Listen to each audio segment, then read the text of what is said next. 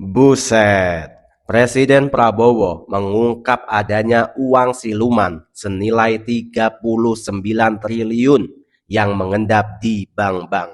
Diduga uang sebanyak ini adalah milik para koruptor atau pelaku kriminal yang kabur ke luar negeri atau telah meninggal dunia tanpa diketahui ahli warisnya. Inilah akibat kebanyakan uang tapi nggak berkah. Lantas, apakah uang sebanyak itu bisa kembali ke kas negara, lalu diberikan untuk kesejahteraan rakyat? Ya udah teman-teman, biar lebih jelas yuk kita simak penjelasannya. Tapi jangan lupa subscribe channel ini, Tiang Politik. Dan saya juga dapat laporan bahwa juga ada kurang lebih 39 triliun uang-uang yang tidak jelas. Para koruptor atau para kriminal itu mungkin entah sudah lari dari Indonesia atau sudah meninggal, uangnya ketinggalan di rekening nggak jelas, ya kan? Mungkin dia banyak istri muda atau piaraan-piaraan, jadi istri-istrinya ahli warisnya nggak tahu bahwa dia punya uang di bank-bank tersebut. Sudah sekian tahun tidak diurus.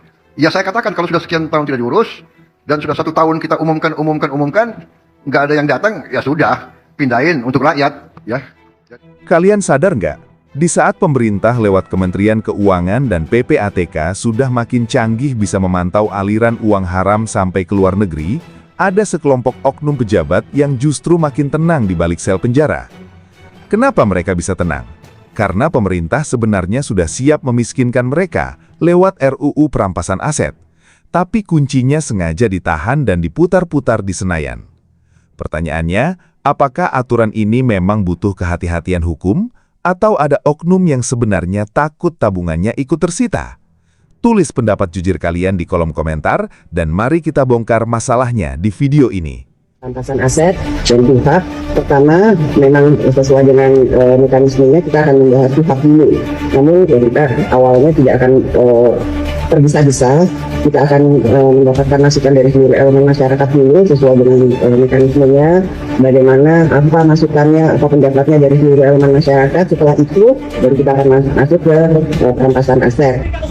Segera sahkan undang-undang perampasan aset, rampas harta maling-maling itu yang konon katanya sampai 1.000 triliun, miskinkan mereka. Untuk Komisi 3 kita dukung untuk tetap membahas karena dinamika yang ada di publik dianggap DPR tidak mau membahas undang-undang perampasan aset, padahal ini sudah 2 bulan lebih berjalan, partisipasi publik di Komisi 3 terus berjalan.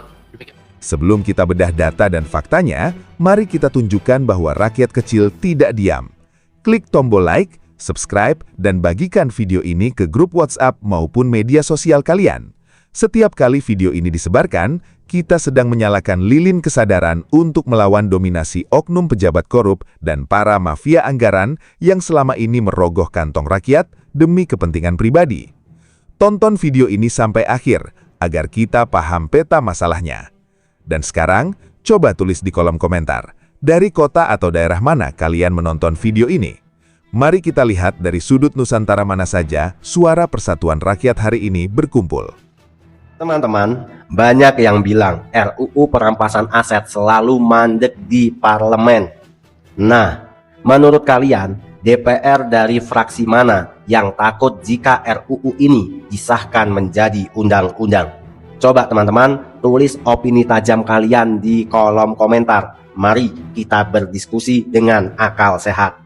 Langkah tegas dari jajaran eksekutif dan lembaga keuangan negara sebenarnya telah menunjukkan peta yang semakin terang benderang terkait kemana saja aliran uang rakyat mengalir.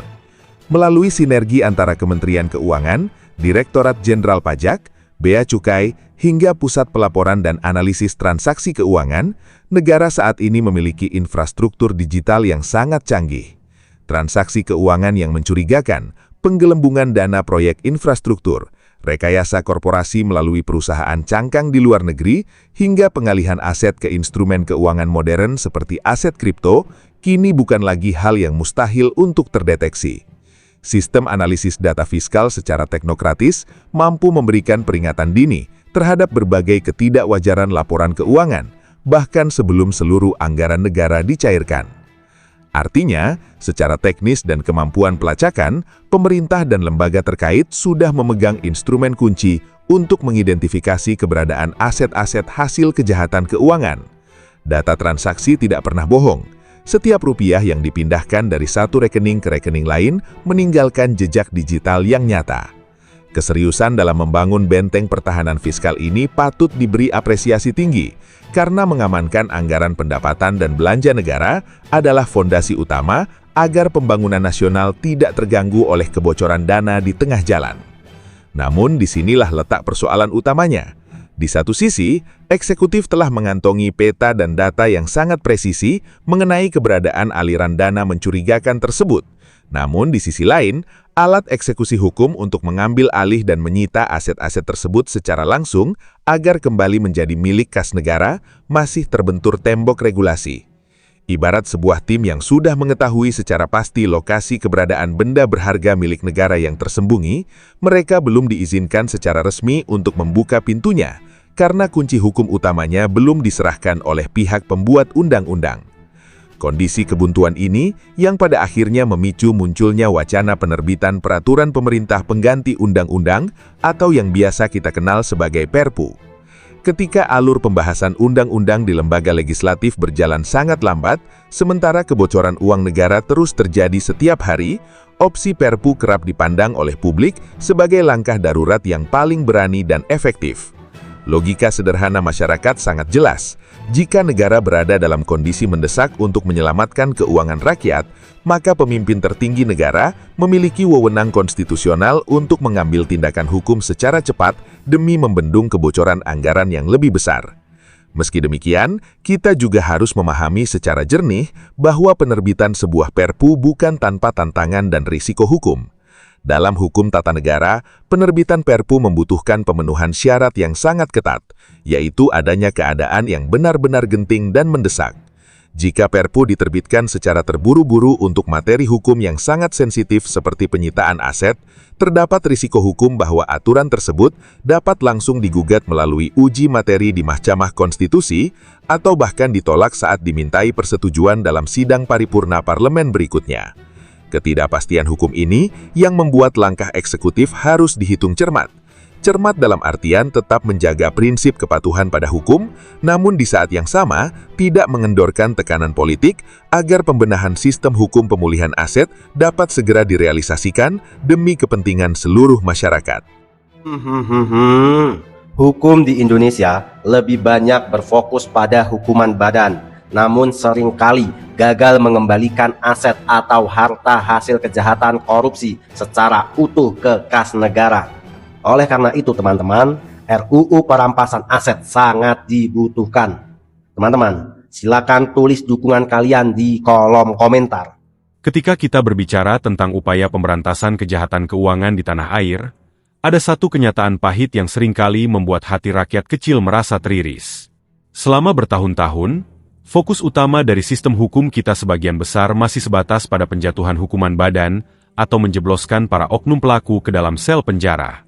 Di atas kertas, ketika seorang oknum pejabat atau pengusaha nakal ditangkap, diproses di pengadilan, lalu dijatuhi hukuman kurungan sekian tahun, publik seolah diminta untuk merasa lega dan puas bahwa keadilan telah ditegakkan secara sempurna.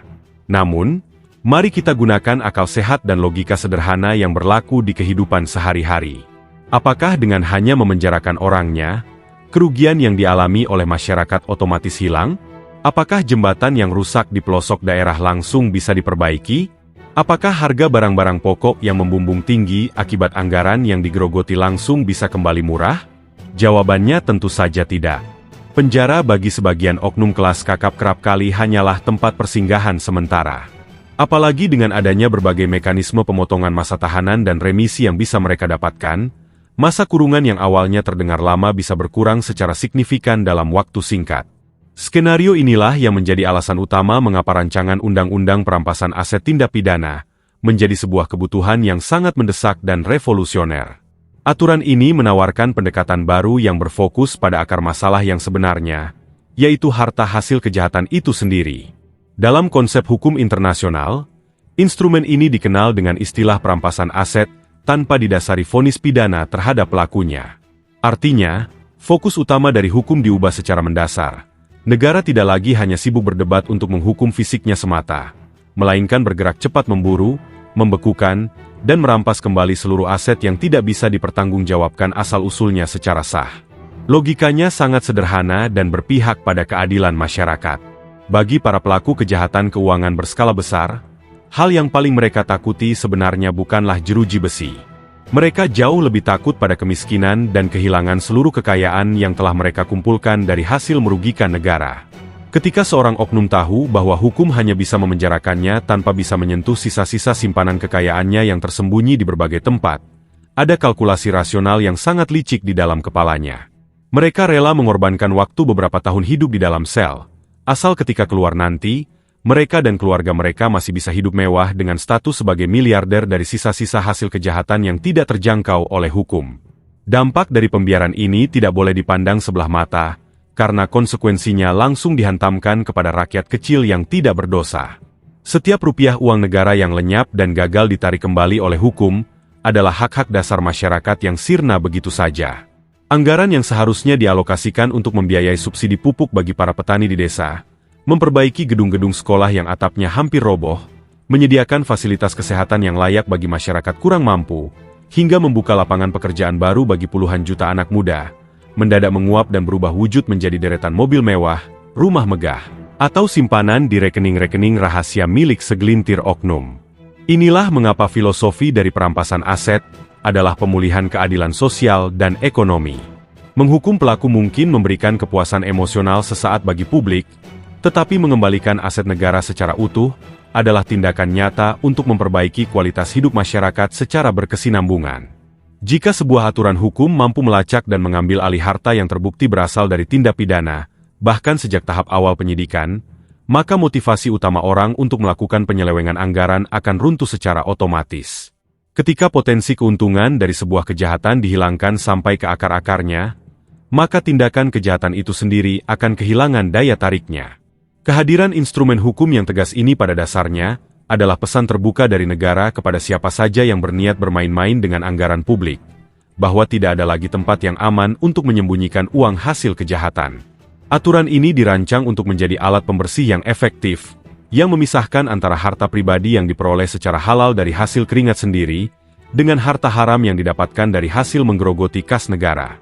Dengan mekanisme ini, negara memiliki kedudukan hukum yang jauh lebih kuat untuk melakukan penyitaan mendadak terhadap rekening yang mencurigakan, aset properti yang disamarkan atas nama pihak lain, hingga investasi-investasi gelap yang disembunyikan di luar negeri.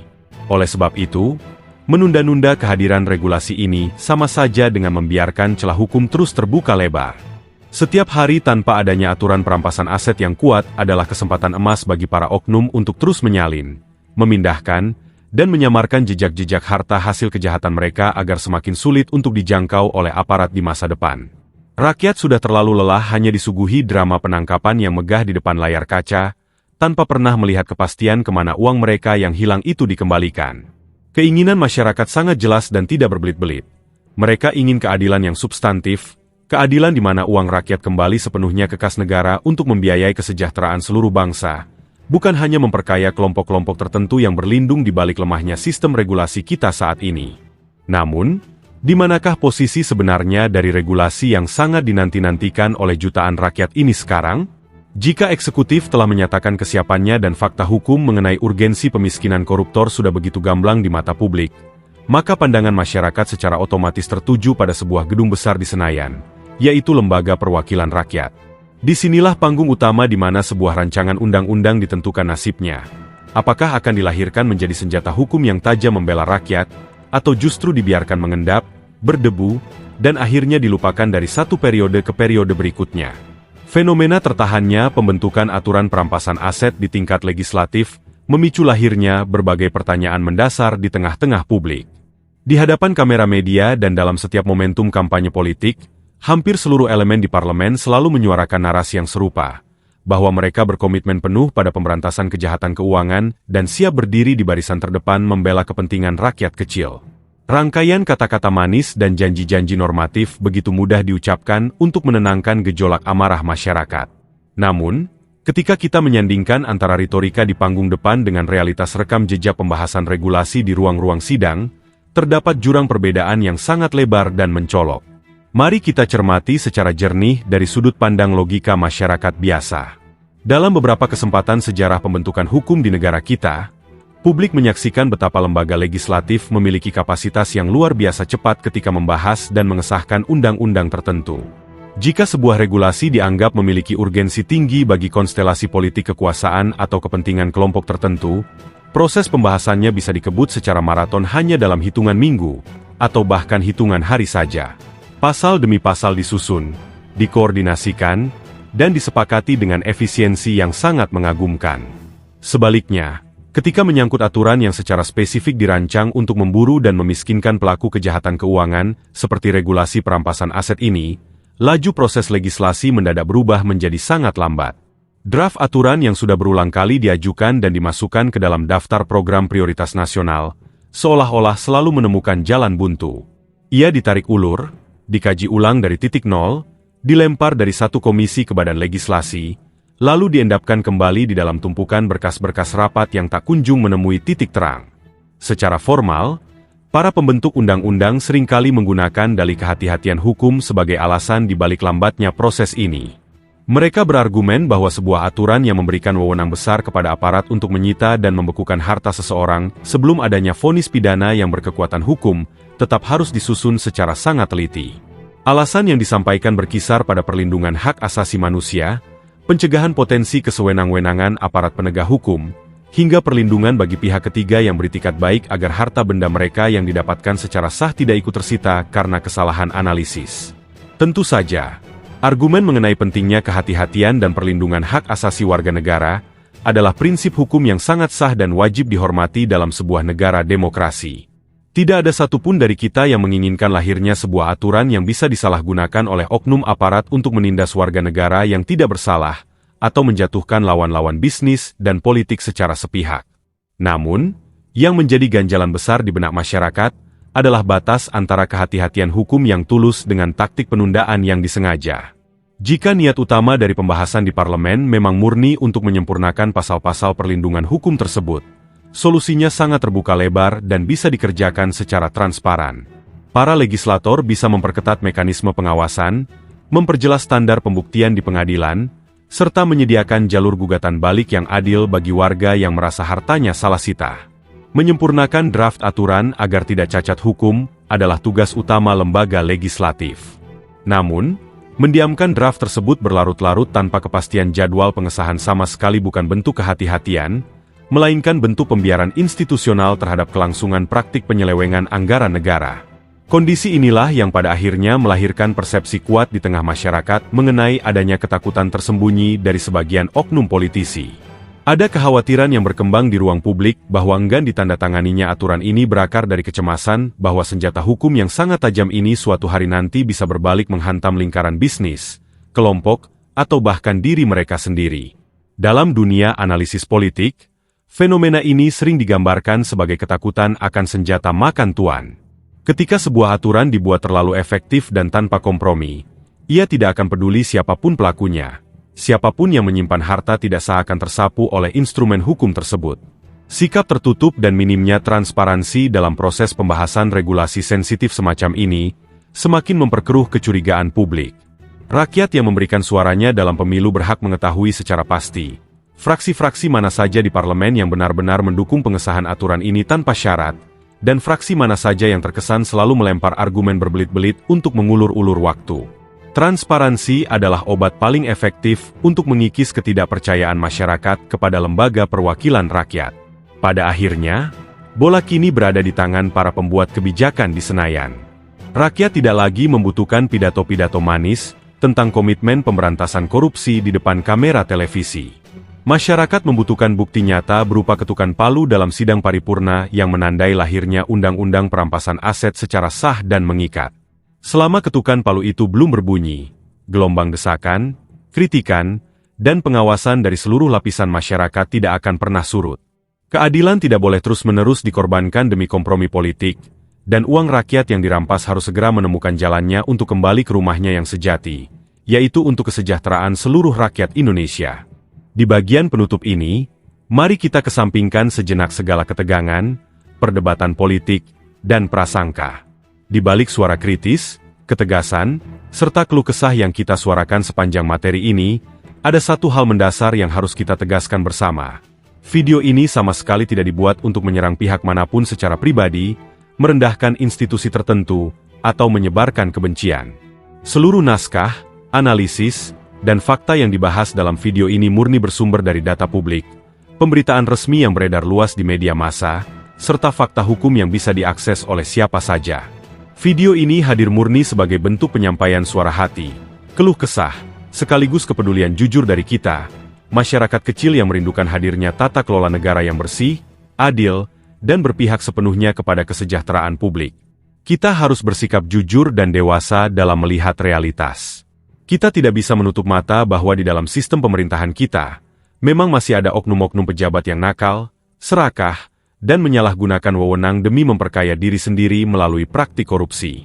Kehadiran para oknum inilah yang selama ini melukai hati rakyat, mencederai rasa keadilan, dan menghambat kemajuan bangsa kita tercinta.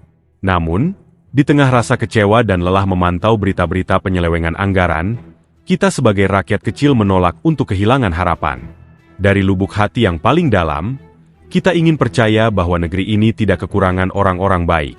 Kita ingin meyakini dengan penuh rasa optimistis bahwa di dalam jajaran pemerintahan, di dalam gedung parlemen, hingga di lembaga-lembaga penegak hukum, masih banyak sekali pejabat, pemimpin, dan wakil rakyat yang memiliki nurani yang bersih, berintegritas tinggi, serta bekerja tulus tanpa pamrih demi kemakmuran masyarakat. Harapan terbesar kami sebagai rakyat kecil adalah melihat para pemimpin dan pejabat yang bersih ini diberikan keberanian, kekuatan, dan keteguhan hati untuk terus memperjuangkan keadilan.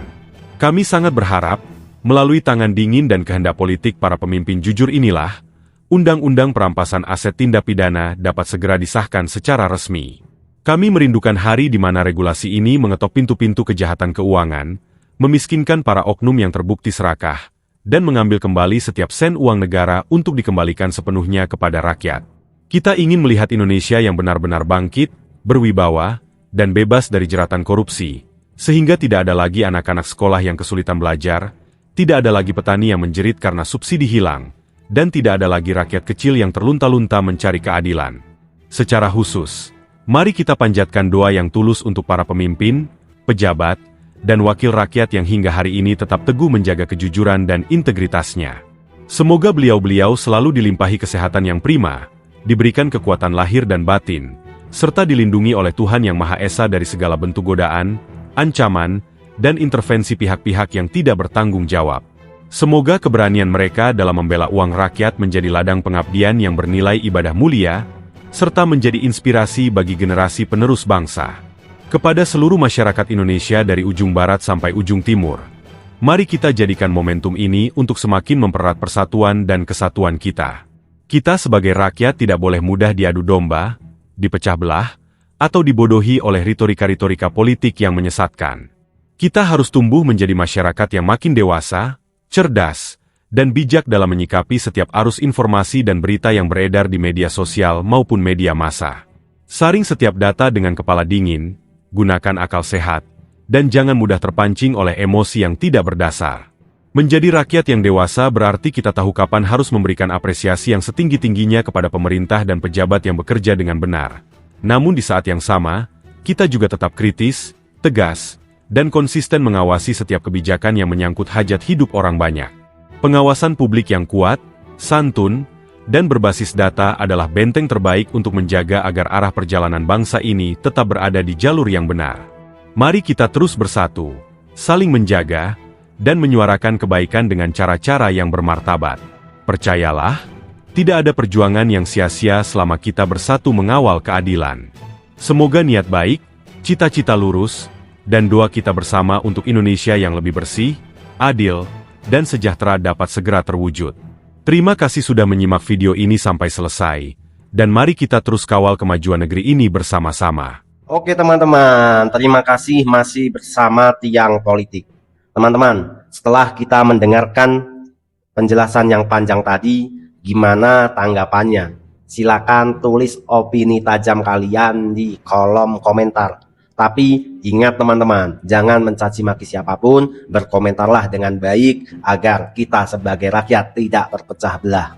Teman-teman, sekarang saatnya kita beropini, ngobrol cantik sambil minum kopi.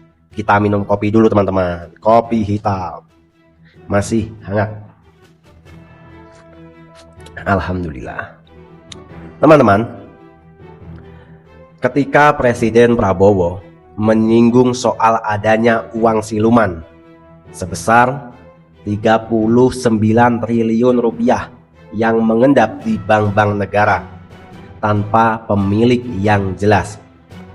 Uang fantastis itu disinyalir milik para koruptor yang kabur ke luar negeri atau bahkan sudah meninggal dunia tanpa meninggalkan catatan ke keluarga mereka. Mungkin koruptornya itu kebanyakan nikah katanya Pak Prabowo. Emang presiden kita ini kadang suka ngelucu teman-teman. Teman-teman, pertanyaannya, mengapa uang sebanyak itu dibiarkan menganggur dan tidak dipulihkan untuk membiayai sekolah, untuk membiayai rumah sakit gratis, atau jalan yang rusak di desa-desa? Teman-teman, selama ini jika ada kasus korupsi, fokus utama polisi, fokus utama jaksa, fokus utama KPK adalah membuktikan bahwa seseorang itu bersalah lalu menjebloskannya ke penjara. Masalahnya teman-teman, proses peradilan itu memakan waktu yang sangat lama. Selagi proses hukum berjalan, si pelaku punya banyak waktu untuk menyembunyikan hartanya itu, untuk memindahkan rekening ke luar negeri, untuk membeli kripto atau mencatat aset atas nama orang lain. Lah, disinilah kunci penting dari RUU perampasan aset. Teman-teman, aturan ini membawa cara berpikir baru yang sangat ampuh. Konsepnya sederhana teman-teman. Fokus utamanya bukan cuma menghukum pelakunya, tapi merampas hartanya.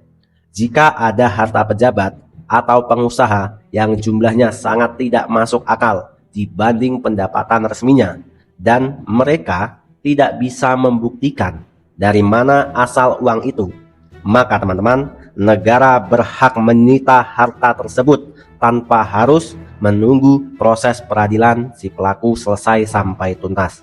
Jadi negara bisa mengamankan dulu hartanya. Kalau si pelaku bisa membuktikan, maka hartanya akan dikembalikan. Teman-teman, bayangkan betapa besarnya manfaat jika uang triliunan itu bisa cepat kembali ke kas negara. Uang itu bisa digunakan untuk membeli subsidi pupuk petani, untuk memberi gizi layak bagi anak-anak agar tidak stunting, hingga untuk membuka lapangan kerja bagi jutaan anak muda.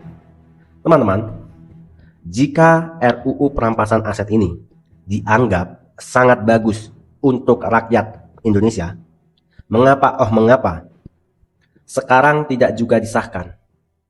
Mengapa rancangan ini seolah-olah hanya dipajang di gedung DPR selama bertahun-tahun? Jawabannya dari para netizen katanya adalah politik dan ketakutan. Lah kok bisa? Di satu sisi anggota DPR beralasan mereka harus hati-hati.